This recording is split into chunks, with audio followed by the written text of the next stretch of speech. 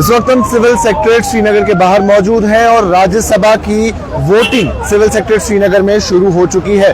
4 Rajya Sabha seats हैं जिसकी voting शुरू हो चुकी है। 88 एमएलए कुल मिला के इसके लिए वोट करेंगे और मैं आपको बता दूं ये वोटिंग इस वक्त श्रीनगर के सिविल सेक्रेटरीट में शुरू हो गई है। अभी भी कई सारे एमएलए ऐसे हैं जो ज्वाइन कर रहे हैं। कुछ वक्त पहले ही डिप्टी चीफ मिनिस्टर भी आए, उसके बाद चीफ सेक्रेटरी भी यहाँ पहुंचे और कई सारे एमएलए अभी जो पहुंचे नहीं थे वो भी इस में शिरकत करने के लिए यहाँ पहुंच रहे हैं। और अब जम्मू कश्मीर नेशनल कॉन्फ्रेंस और भारतीय जनता पार्टी के बीच में एक कड़ा मुकाबला देखने को मिलेगा, क्योंकि 4 सीट्स है जिसमें 3 सीट में clearly Jammu Kashmir national conference जीतता हुआ दिखाई दे रहा है। लेकिन वहीं जो चौथी सीट है उस पर काफ़ी ज़्यादा नज़र रहेगी। वो चौथी सीट ऐसी रहेगी जिस पे नज़र काफ़ी ज़्यादा होगी, और क्योंकि पहली, दूसरी और तीसरी सीट में जम्मू कश्मीर नेशनल कॉन्फ्रेंस और उनके जितने भी अलायंस पार्टनर हैं उनके नंबर्स प्रॉपर बनते हुए दिखाई दे रहे हैं। लेकिन वहीं जो चौथी सीट है उसमें टाई होने के इम्कानात है, यानी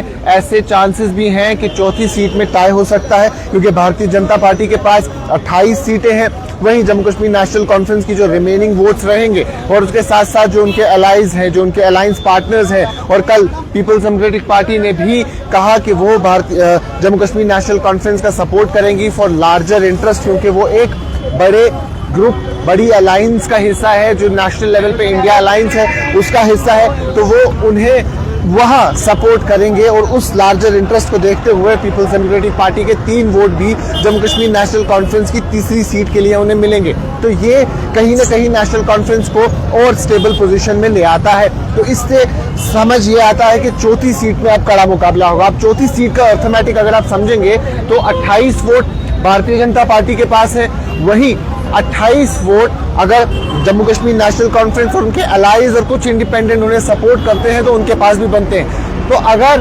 टाई होता है तो टाई के केस में वोटिंग दोबारा नहीं होगी।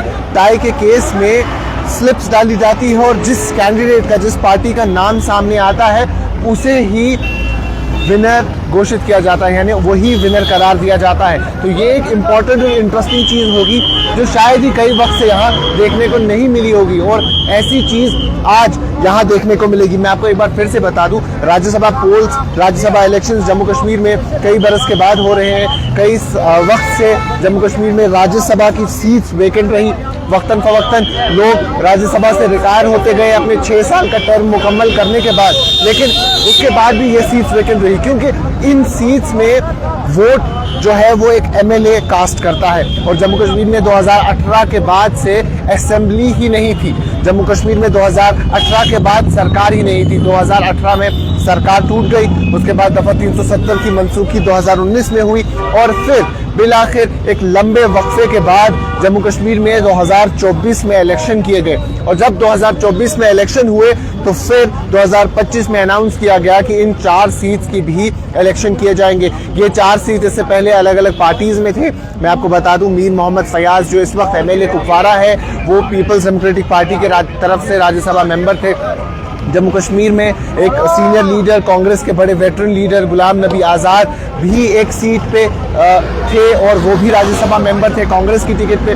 तो कई सारे ऐसे लीडर्स थे जो बड़े लीडर्स हैं, बड़ा नाम है, वो राज्यसभा में जम्मू कश्मीर से थे। लेकिन अब जो अर्थमेटिक्स है, जो नंबर है, क्योंकि इस बार 2024 में जो असेंबली इलेक्शन हुए जम्मू कश्मीर में नेशनल कॉन्फ्रेंस को मैंडेट काफ़ी बड़ी तादाद में मिला।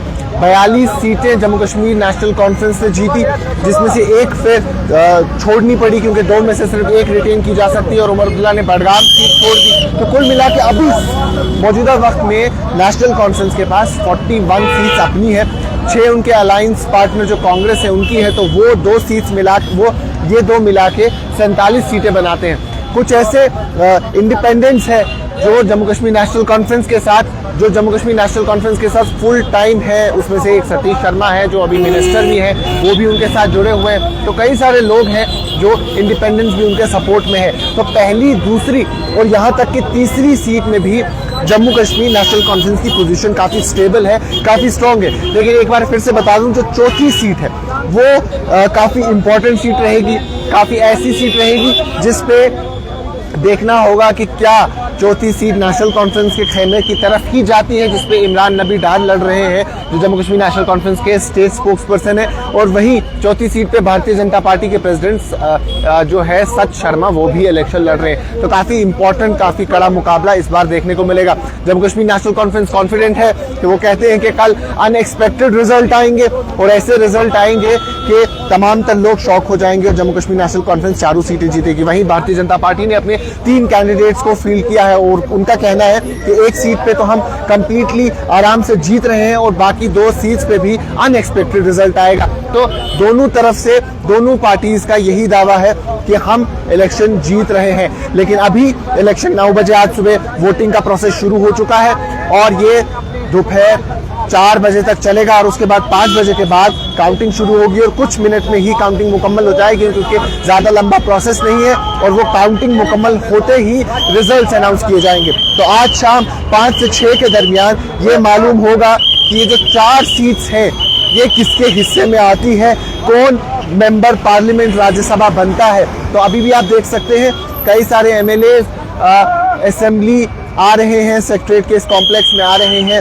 कुछ भारतीय जनता पार्टी के एमएलएज हैं, कुछ नेशनल कॉन्फ्रेंस के एमएलएज हैं, कुछ इंडिपेंडेंट्स हैं जो अभी पेंडिंग है और वो भी आ रहे हैं। उसी के बीच जो पीपल्स डेमोक्रेटिक पार्टी के चीफ व्हिप है मीर मोहम्मद फयाज, उन्होंने कल एक नोटिस जारी किया जिसमें उन्होंने 3 इंपॉर्टेंट पॉइंट्स कहे और उसमें उन्होंने कहा कि कल जो पार्टी ने फैसला किया है कि हम राज्यसभा में नेशनल कॉन्फ्रेंस को वोट करेंगे, वो वोट करना मैंडेटरी है, अटेंडेंस मैंडेटरी है और जो 3 मेंबर्स में से ये बात नहीं मानता है वो उसके खिलाफ कार्रवाई हो सकती है, वो पार्टी के खिलाफ काम करेगा। तो इससे ये साबित होता है कि पीपल्स डेमोक्रेटिक पार्टी के 3 वोट भी जम्मू कश्मीर नेशनल कॉन्फ्रेंस की तरफ जा रहे हैं। तो 3 सीट्स अर्थमेटिक के हवाले से जम्मू कश्मीर नेशनल कॉन्फ्रेंस के हिस्से में आ रही है। चौथी सीट पे इंडिपेंडेंस और एनसी और अलाइज अगर मिलते हैं तो 28 और 28 का नंबर बनाते हैं। तो अगर इन केस ये चीज़ टाई होती है तो चिट्स डाली जाएगी और चिट्स में जिसका नाम सामने आएगा उसे विनर करार दिया जाएगा। तो आज शाम 4 बजे तक ये प्रोसेस चलेगा, 5 बजे काउंटिंग होगी और उसके बाद ही मालूम होगा कि क्या कुछ इस हवाले से बड़ी अपडेट सामने आई है। आज दिन में क्या कुछ अपडेट सामने आती है, क्या कुछ होता है राज्यसभा इलेक्शन के हवाले से, वो तमाम तर इन्फॉर्मेशन वक्तन फवक्तन हम आप तक पहुंचाते रहेंगे। अभी के लिए इतना ही। कैमरा पर्सन उमर डार के साथ शादाब गिलानी, कश्मीर लाइव, श्रीनगर।